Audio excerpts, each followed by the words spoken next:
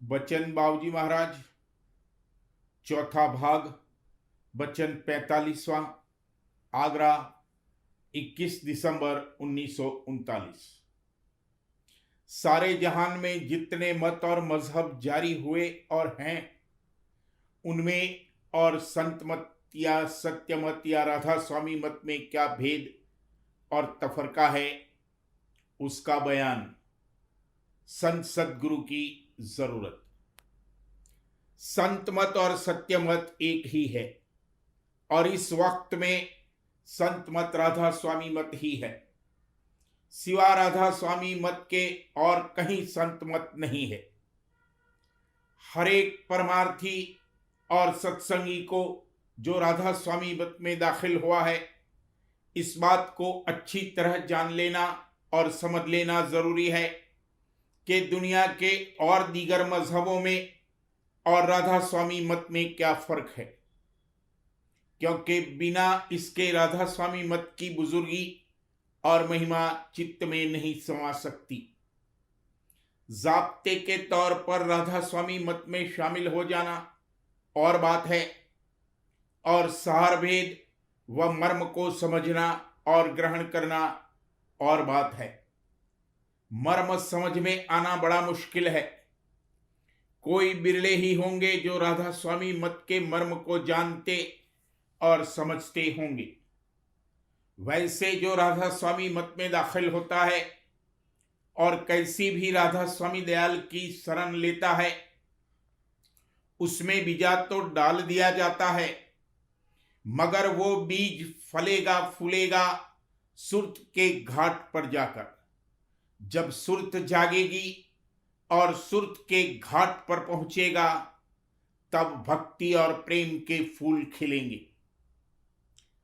समझने समझाने की बात भी यह है कि जो संस्कारी और अधिकारी जीव है, उसके लिए तो कहने सुनने समझाने बुझाने किसी की भी जरूरत नहीं।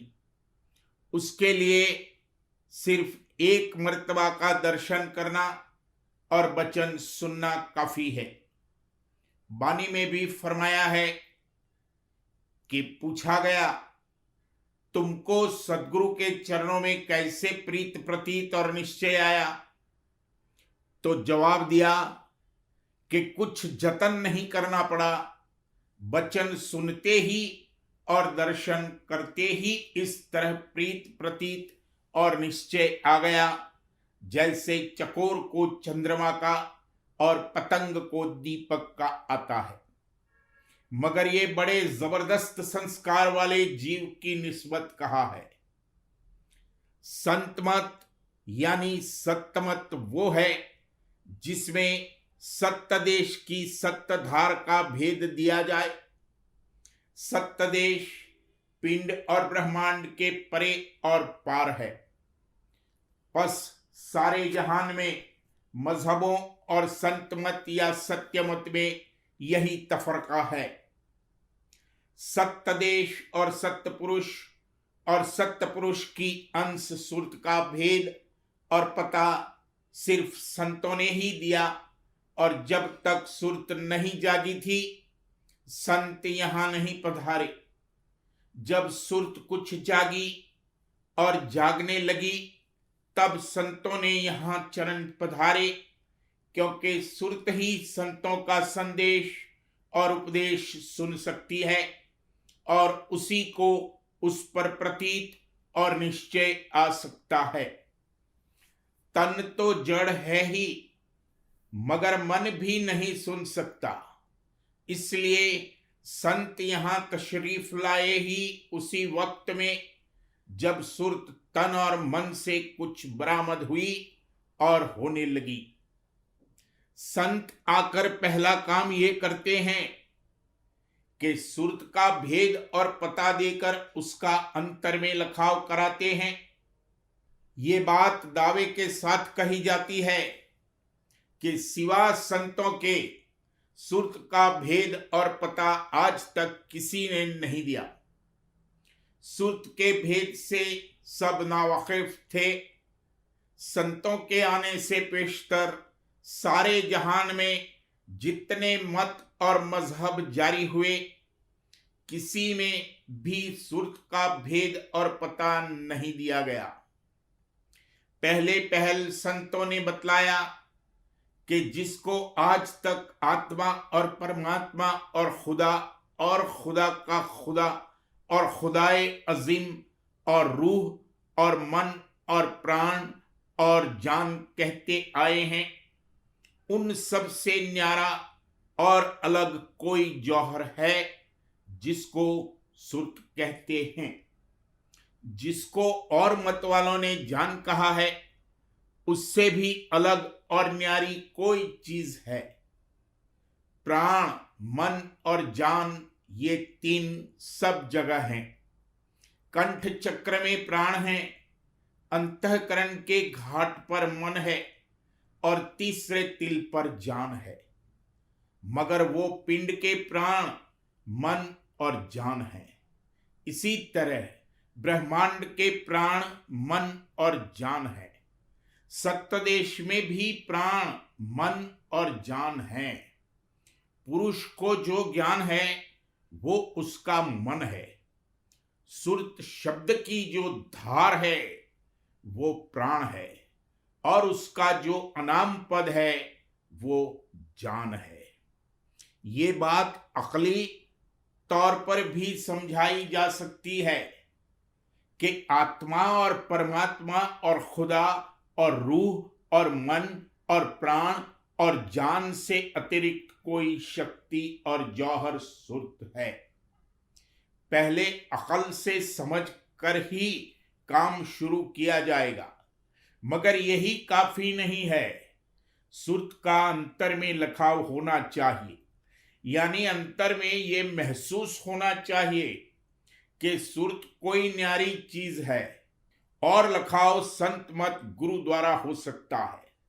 लखाव कराने का मतलब ये है कि उनकी मौज से ऐसी हालतें गुजरें और आयद हों जिनसे ये मालूम पड़ने लगे और महसूस होने लगे कि हमारे अंदर में सुर्त है।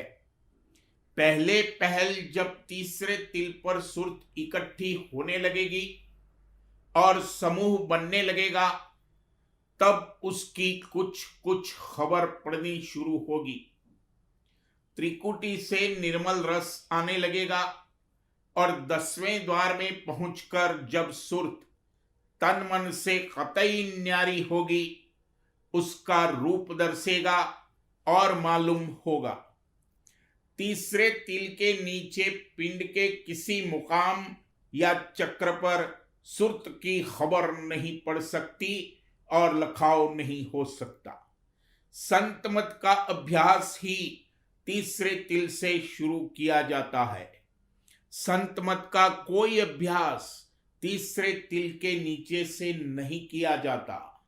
वो लोग राधा स्वामी मत के भेद से कतई बेखबर हैं जो पिंड के किसी चक्र पर, मसलन नाभि चक्र पर सुमिरन करते हैं और दूसरों को भी ऐसा बतलाते हैं। जो कार्रवाई वो कर रहे हैं वो संत मत के हिसाब से बेकार है।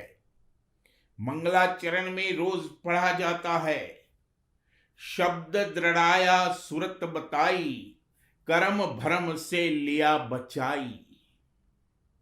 सुरत का बतलाना और शब्द का दृढ़ाना ये काम केवल संत सद्गुरु ही कर सकते हैं और करते हैं। और संत सद्गुरु वो हैं जिनमें सत्तदेश की सत्तधार विराजमान है। संत सद्गुरु से उसका भेद और पता लेकर उसका अंतर में सुरत द्वारा सत्य रीति से संग करना और बाहर में संत सद्गुरु का संग करना सच्चा सत्संग है।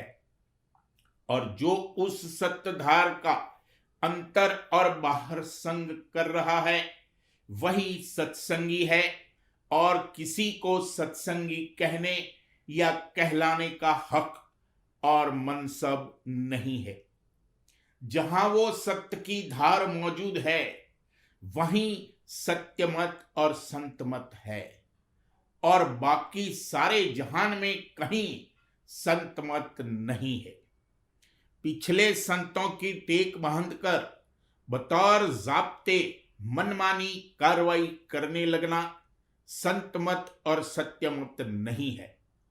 असल में उन लोगों को कुछ तमीज ही नहीं है।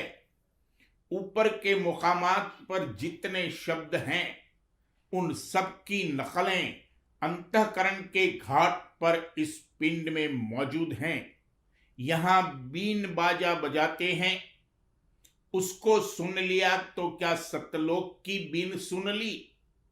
अगर कोई कहता है कि हम सतलोक की बीन सुन आए तो ये ऐसा ही है जैसे भैंस बीन सुनती है। कोई कहता है कि हम भंवर गुफा तक तो हो आए हैं, कोई कहता है कि हमारी सुरत बंकनाल में अटक गई है, कोई कहता है कि हमारी सुरत चढ़ती है। ये सब मस्खरापन है। दो चार आदमी मिलकर बैठ जाते हैं और इस तरह की बातें बनाया करते हैं। वो उसकी तारीफ करता है, वो उसकी तारीफ करता है।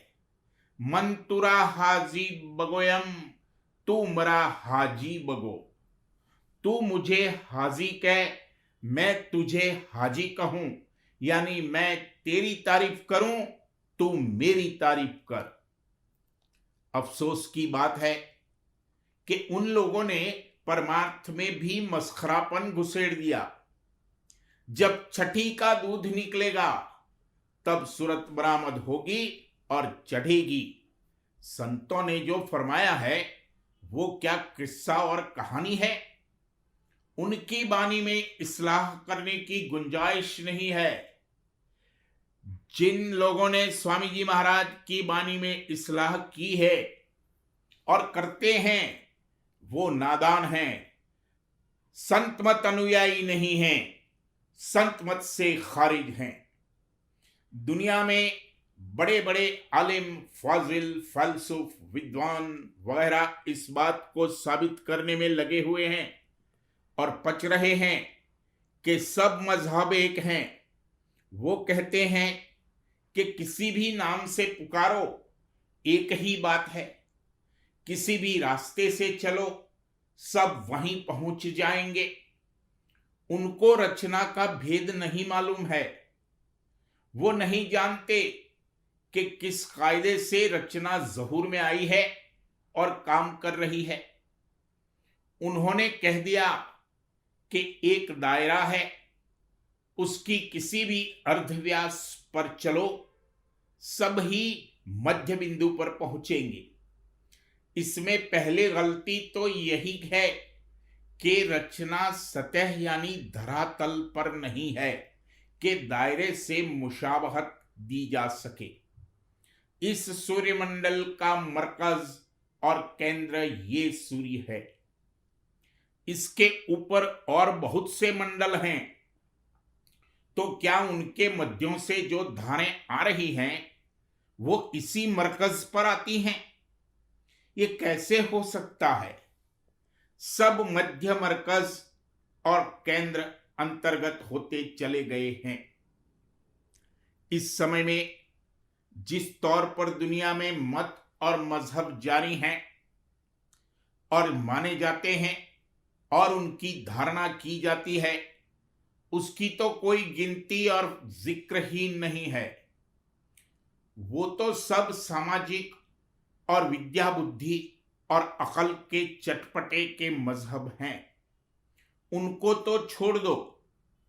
आचार्यों और गति वाले पुरुषों ने अपने अपने समय में जो मत और मजहब जिस रूप में प्रकट किए थे, वो किस दर्जे के मत थे, उसको जानने की रीति और आपस में एक दूसरे के दर्जे की तुलना करने की रीति, और फिर उन सब में और संत मत और सत्य मत और राधा स्वामी मत में क्या तफरका है, उसको जानने की रीति यह है कि हरेक के दर्जे का पता उसके नाम और शब्द से मालूम करे।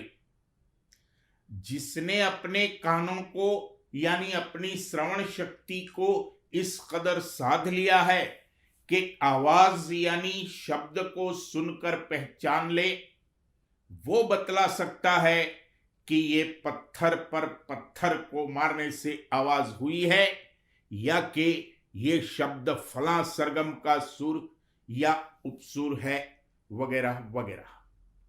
इसी तरह जो अंतर के भेद से वाकिफ हैं वो जानता है और बतला सकता है कि कौन सा मत किस दर्जे और गति का है।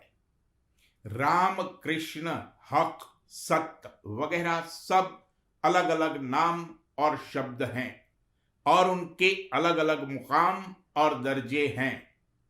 संतों के आने से पेशतर जहान भर में जितने मत और मजहब जारी हुए वो सब या तो पिंड देश के थे या ब्रह्मांड के थे। जितने भी आचार्य और अवतार और देवता और औलिया और पैगंबर वगैरह वगैरह जो कोई भी आए, उन्होंने ज्यादा से ज्यादा ब्रह्मांड तक का भेद दिया और जो मत उन्होंने जारी किए उनकी कमाई से ज्यादा ब्रह्मांड तक रसाई हो सकती थी। अब इस समय में तो वह भी नहीं हो सकती। जब उन मतों के जारी करने वाले आचार्य या बाद में उनके अभ्यासी मौजूद थे, तभी तक उन मतों की कार्रवाई विधि पूर्वक बन सकती थी और उनसे वो लाभ मिल सकता था जो कि उन्होंने बयान किया है। उन अभ्यासों को कर सकने वाले जीव उस समय में थे। अब न वो समय है, न वैसे जीव हैं और न वो कार्रवाई कराने वाले पुरुष और महात्मा हैं। अब तो वो कर्म बन ही नहीं सकते, मगर उनकी क्या हैसियत और गति थी वो बयान कर दिया गया। पिंड के नाके तक जिन्होंने गति प्राप्त की वो जोगी कहलाए और ब्रह्मांड में जो पहुंचे वो जोगेश्वर ज्ञानी कहलाए। पिंड और ब्रह्मांड के परे सत्यलोक और सत्य देश का भेद केवल संतों ने आकर दिया, इसलिए उनका मत सतमत और संत मत है। वैसे संत नित्य अवतार हैं। कबीर साहब चारों युगों में आए, मगर उस वक्त वो गुप्त रहे। रचना की संभाल करने के वास्ते आए थे। जब संत मत जारी करने के लिए आए तो संत अवतार धारण करके आए, यानी प्रकट कार्रवाई की और सत्य देश का भेद दिया, सुरत को लखाया और शब्द को दृढ़ाया। ये संत मत है। जब और विशेष दया हुई तो परम पुरुष पूरन धनी कुल मालिक राधा स्वामी आए और राधा स्वामी नाम का भेद दिया। ये राधा स्वामी मत है। अब राधा स्वामी मत ही संत मत है और बिना राधा स्वामी का इष्ट धारण किए हुए और इस नाम की शरण लिए हुए कोई सत्यलोक में भी नहीं पहुंच सकता। इस तफरके और भेद को जो ऊपर बयान किया गया है अच्छी तरह समझ लेना चाहिए और सदा याद रखना चाहिए। ये संत मत राधा स्वामी मत का सहवल और निशाना है।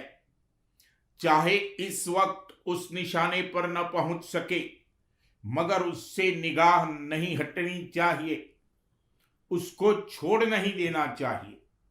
जैसे राज यानी मेमार सहवाल के बगैर इमारत नहीं तामीर कर सकता, यानी अगर दीवार सीधी न होगी तो ढह जाएगी। इसलिए वो सहावल से देखता जाता है कि आया ईंट और पत्थर सीधे रखे जा रहे हैं या नहीं। उसी तरह से उस मेमार को जिसको परमार्थ की इमारत तामीर करनी है, और उस नाखुदा को जिसको अपनी किश्ती और जहाज इस भवसागर से पार करना है, इस सहावल और निशाने को नहीं खोना चाहिए कि हमारी सूरत सत्य पुरुष राधा स्वामी के चरणों में पहुंचे। जहाज का चलाने वाला सब कुछ खो सकता है, मगर कुतुबनुमा नहीं खो सकता। वो उसकी जान है। अगर कुतुबनुमा गया तो फिर जहाज का पता ही नहीं लग सकता। इस निशाने को दृढ़ता से पकड़े रहना तभी हो सकता है जबकि अपने जीव के कल्याण की और परमार्थ की सच्ची और गहरी चाह अंतर के अंतर में हो। जिसको मालिक हकीकी से मिलने की सच्ची चाह है, वही परमार्थ कमा सकता है। वो किसी की परवाह न करेगा। इज्जत, जिल्लत, हानि, लाभ जो हो सो हो, चाहे सर्वस्व चला जाए, मगर सत्य पुरुष राधा स्वामी के दर्शन प्राप्त हों, ऐसी चाह जिसके हिये में होगी और सालती रहेगी और उसका दर्द और पीर उठती रहेगी, वो इस रास्ते पर कदम उठा सकता है और उसको सत्य परमार्थ प्राप्त होगा। परमार्थ कमाना बेदर्दी का काम नहीं है। जिन लोगों को इस तरह की सच्ची और गहरी चाह परमार्थ की नहीं है, वो संत मत में भी मलगोबा कर देते हैं और मतलब के मुआफिक संतों की वाणी को तोड़ मोड़ कर और घुमा फिरा कर अर्थ लगा लेते हैं। सार भेद और मर्म को नहीं समझ सकते और बेपेंदे के लोटे की तरह इधर उधर डगमगाया करते हैं और समझते हैं कि जो हम कर रहे हैं वही परमार्थ है। गुण रस में जो लिप्त और आसक्त है, वो संत मत के लिए नाकाबिल है। अभी उसमें सूरत जागी ही नहीं है, फिर संत मत कैसे समझ और कमा सकता है? ये पिंड देश 3 गुण, 5 तत्व और 25 प्रकृतियों की रचना है। यहां के भोग रसादिक गुण रस हैं। जिस शख्स में मान, बड़ाई, धन, संतान, स्त्री, इख्तियार, हुकूमत, नामवरी वगैरह की प्रबल चाह है, वो पिंड और ब्रह्मांड के परे सत्य देश का भेद कदापि नहीं समझ सकता। नामवरी के लिए तो सारा जहान खप रहा है। नामवरी के लिए उनसे जो चाहो सो करा लो, जैसा तैसा परमार्थ भी वे कर लेंगे। अगर नामवरी ना हो तो वे दुनिया भी नहीं कर सकते। ऐसे जीव संत मत के लायक नहीं हैं। जिसको इस तरह के ख्याल और सोच विचार होते हैं कि ये मैं कैसे करूं, वो मैं कैसे करूं, इसमें तो मेरी बदनामी होगी, ये तो मैं नहीं कर सकता, इसको छोड़ दूंगा तो क्या होगा, ये तो मेरा बेटा है, ये मेरा दोस्त है, उसने तो मेरे साथ बड़ा उपकार किया है, उसकी मुरव्वत तो मुझे करनी पड़ेगी, जात बिरादरी वालों से कैसे तोड़ दूं, वगैरह वगैरह। वो शख्स क्या परमार्थ कर सकता है? अक्सर इसी किस्म के लोग बेहुदा बातें बनाया करते हैं। जिसको अपने जीव की पड़ी होगी, वो एक छिन में सबको पटक देगा, चाहे कोई हो। जिसने ये दृढ़ आस धारण कर ली है कि मैं सत्य पुरुष राधा स्वामी के दर्शन किए बिना नहीं रह सकता, चाहे जान भी जाए, वो परमार्थ कमा सकता है। और ऐसे के वास्ते ही राधा स्वामी मत है। यह सती और सुरमा का काम है जिस स्त्री ने सती होने के लिए हाथ में सिंदूरा लिया है, वो ये ख्याल नहीं करती कि आग से मेरा बदन जलेगा। अगर ये ख्याल आता है तो सिंदूरा फेंक दे। सूरमा जब रण में जाने को तैयार होता है तो ये नहीं सोचता कि मेरे शरीर पर तीर और तलवार लगेंगे। अगर ये ख्याल आ गया तो कायर है।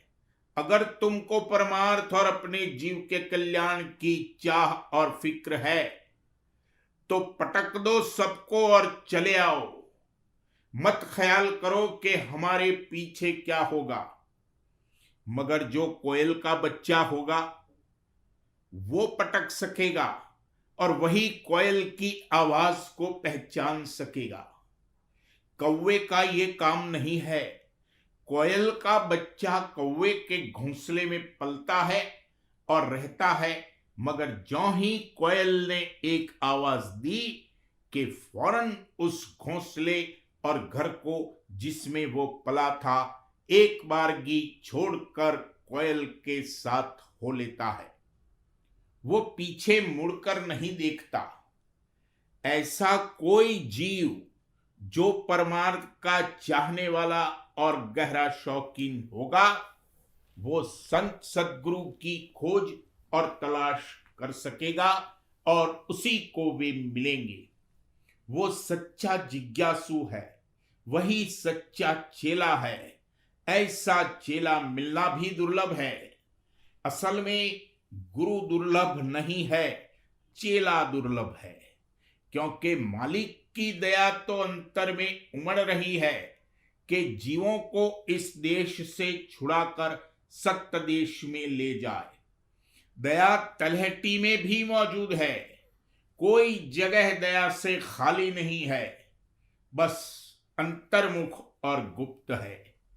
चेला कोई नहीं मिलता, यानी जीव अभागे दुनिया मांगते हैं, परमार्थ नहीं चाहते। गुरु भी दुर्लभ, चेला दुर्लभ, कहीं मौज से मेल मिला। मौज से मिला, प्रचार से नहीं। जिस मजहब में आम प्रचार किया जाता है, यानी लोगों को सिखा पढ़ाकर मत का प्रचार करने और समझाने बुझाने बहलाने फुसलाने के लिए प्रचारक और उपदेशक बनाकर भेजा जाता है, वो मजहब जान लो कि रूहानियत से खाली हैं। भेड़ियों की भीड़ इकट्ठी करके क्या होगा? शेर चाहे एक ही हो, वो चाहिए। परमार्थ की गहरी और सच्ची चाह रखने वाला जीव अगर तलहटी में पहाड़ के नीचे दबा हो और संत सद्गुरु पहाड़ की चोटी पर विराजमान हो, तो वो जीव कुदरती कशिश से खिंचकर तलहटी से निकलकर चोटी पर आवेगा। उसके लिए प्रचार की जरूरत नहीं है। उसी को सुर्त का लखाव कराया जा सकता है। हरेक जीव को सुर्त का लखाव न हो सकता है और न कराया जा सकता है। उसी तरह से जैसे बालक को, जो कि अभी युवावस्था में नहीं आया है, काम रस की खबर नहीं पड़ सकती, जब 17-18 बरस की उम्र में आता है तब उसको आप ही आप कुछ कुछ काम अंग और रस का एहसास होने लगता है। इसी तरह जो सुरतवंत और अधिकारी जीव हैं, उनको खुद ब खुद एहसास होने लगता है कि हमारे अंदर में सुरत है और वो संत सद्गुरु के पास, जो के सुरत के धनी और भंडार हैं, खींचे चले आते हैं। संत सद्गुरु की बड़ी महिमा और जरूरत है। बिना संत सद्गुरु की शरण लिए हुए एक कदम परमार्थ में नहीं उठा सकता। अंतर में काल और माया के जो विघ्न आते हैं, उनसे बचाने के लिए और बाहर में दुनिया के नाक़िस असर से बचाने के लिए संत सद्गुरु की रक्षा और संभाल का हाथ सिर पर होना लाजमी है। जो संत मत में दाखिल होकर सत्य परमार्थ कमा रहा है, उसकी राह में तो काल और माया विघ्न डालते ही हैं, मगर जो पिंड और ब्रह्मांड के ही मतों की कार्रवाई करने वाले थे, उनको भी अपने मार्ग से हटाने की काल और माया बराबर कोशिश करते रहे हैं। यानी रिद्धि सिद्धि निद्धि वगैरह देकर उनको अटका दिया और रोक दिया और ज्यादातर उसमें अटक गए। पिंड के परे ही किसी को न जाने दिया। सिर्फ थोड़े से जोगेश्वर ज्ञानी ब्रह्मांड की चोटी पर पहुंचे और रिद्धि सिद्धि निद्धि ही की कौन बात है, दुनिया के सामान और नामवरी के लिए सब लोग जान दे रहे हैं। खैर, जिनको दुनिया की चाह है उनको दुनिया के लिए जान देने दो और मरने दो। अगर तुमको भी दुनिया की चाह है तो तुम भी जाओ, और अगर परमार्थ की चाह है तो सबको पटक कर संत सद्गुरु की शरण लो। दुनिया को पटक देने से मतलब यह है कि जरूरी, मुनासिब और लाचारी के दर्जे में दुनिया में बरत सकते हो। बाकी दुनिया का बर्ताव रोज बरोज कम करते चलो और इस बात पर निगाह रखो कि हमको इस देश को छोड़कर सत्य पुरुष राधा स्वामी के चरणों में जाना है, और अपने को दुनियादारों और साकित जनों के संग से बचाओ। साकित जन वो हैं जिनको मालिक हकीकी से मिलने की चाह नहीं है, बल्कि दुनिया की वृद्धि की चाह है। दुनिया में बरतने में हर्ज नहीं है, दुनियादारों के संग करने में बड़ा हर्ज है। लोभ करने से लोभी का संग ज्यादा नुकसानदेह है। इसलिए हर एक परमार्थी को इस बात का बड़ा ध्यान रखना चाहिए कि जिन लोगों को दुनिया की वृद्धि की चाह है और उस काम में हमातन लगे हुए हैं, उनके संग व सोहबत से दूर रहें। जब तक इस तन में आकर नहीं बैठेगा, तब तक परमार्थ नहीं कमाया जा सकता। तन में आना जरूरी है, इसलिए इस तन धारण करने के संग में जितने फरायज और कामकाज वगैरह पैदा होते हैं, उन सबको करना पड़ेगा, मगर उसमें जरूरी, मुनासिब और लाचारी ये दर्जे रखे गए हैं। एक तो वो कामकाज हैं जिनका करना जरूरी है, यानी बहुत से ऐसे काम हैं कि बिना उनके किए हुए जीवन नहीं हो सकता, तो उसको एतदाल के साथ करने में कोई हर्ज नहीं है, बल्कि वो मालिक की सेवा है। दूसरे वो कामकाज और बर्ताव हैं जो जरूरी तो नहीं हैं, मगर उनको जन्मान जन्म से करता आया है और आदत पड़ रही है, इसलिए वो एक बारगी नहीं छोड़े जा सकते। लाचारी है, उनको बदर्जे लाचारी करना पड़ता है। तो खैर, अगर जायज नाजायज का ख्याल रखकर थोड़ा बहुत उनमें भी बरते तो मालिक उसकी मुआफी दे देगा, मगर उसमें भी तफीक करने की कोशिश करनी चाहिए। बहुत से स्वभाव और आदतें ऐसी होती हैं कि वो किसी तरह छूट ही नहीं सकती सिवा मौत के। इसीलिए मृत्यु देश में मृत्यु रखी गई है। बार बार मरेगा और जिएगा, तब वो आदतें छूटेंगी या उनके जोर और जोश में कमी आवेगी। कोई कहता है कि हम तो टके की खिचड़ी खाते हैं, हमारे क्या है, चाहे टके की खिचड़ी खाए और चाहे 1,000 रुपया महीने में खर्च करे, इस पर कुछ नहीं है। जिस कदर दुनिया के सामान, मान, बड़ाई, हुकूमत, इख्तियार, नामवरी वगैरह की चाह है, उसी कदर कठोर, स्थूल और मलिन है, और उन चीजों को हासिल करके और ज्यादा कठोर होता जाता है। जिसको इस कदर इख्तियार और हुकूमत हासिल है और उसके नशे में इस कदर चूर हो रहा है कि इंसान को कुछ समझता ही नहीं, हजारों लाखों को मरवा डाला और चारों ओर मार काट कर डाली। उसका हृदय इतना कठोर हो गया है कि वो मरने पर पिशाच जून में जाएगा, बल्कि पिशाच और भूत प्रेत की योनि में तो बाद में आएगा।